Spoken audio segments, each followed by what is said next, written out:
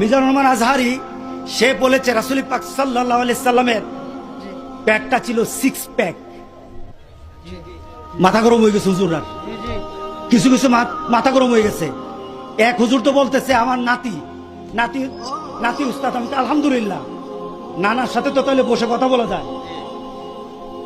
দিন কি দিন এই আলেমে উনি কথা বলতেছেন যে জাররা শব্দটা রাসূল পাক সাল্লাল্লাহু আলাইহি সাল্লামের জামানায় জাররা দিয়ে জাররা বোঝানো হতো না। বর্তমান জাররা হলো নিউক্লিয়ার, আর রাসূল পাক সাল্লাল্লাহু আলাইহি সাল্লামের জামানায় জাররা ছিল ছোট ছোট দানা।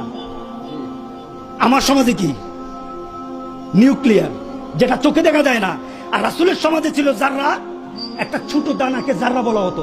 পার্থক্য আছে কিনা? আছে কিনা বলেন? একই শব্দ, ওই সময়ের কালে পরিবর্তন হয়ে গেছে। 6 প্যাক মানে ওই সমাজে ছিল না তা নয়। বর্তমান মডার্ন যারা জিম করে, যাদের বডিটা অত্যন্ত সুন্দর দেখতে, গোটা পৃথিবীর মধ্যে যারা সুন্দর দেহের অধিকারী, তাদের পেটটা এই ধরনের থাকে। আমরা দেখেছি তাদের দেহগুলি সুন্দর দেখো। তখন বর্তমান স্বাস্থ্য যারা সচেতন, তাদের আধুনিক ভাষা হলো 6 প্যাক। এটা আধুনিক শব্দ, এটা রাসূলের জমানার শব্দ না। কথা ঠিক আছে কিনা বলে? এই জমানার কথা এটা, এটা রাসূলের জমানা থাকবি কোত্থেকে?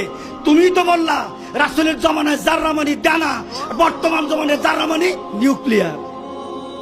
সুতরাং বুঝতে হবে আমাদের মডার্ন, আমাদের আধুনিকতা, আমাদের বর্তমান বিশ্ব, আমাদের শিক্ষিত ছেলেরা, আমাদের কলেজ ইউনিভার্সিটির যারা ছেলেরা আছে, তারা যেই শব্দগুলি দিয়ে পরিচিত হয়, ওই শব্দ ব্যবহার করলে বুঝি না কি কইল, বুঝি না কি কইল, বুঝেন না কি কইল।